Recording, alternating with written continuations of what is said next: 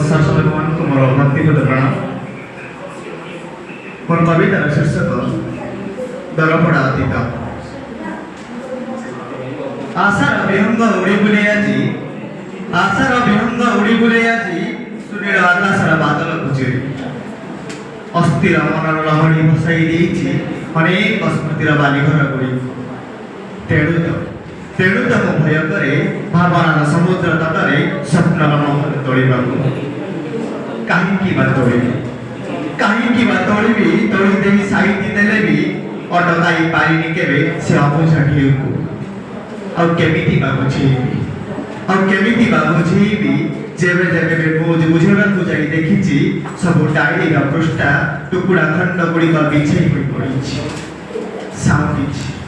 साउटिछि अनेक टुकुड़ा गुड़िकू गोटी गोटी करी, किंतु जानिछि सबकू पुराणा कहानी मने करी।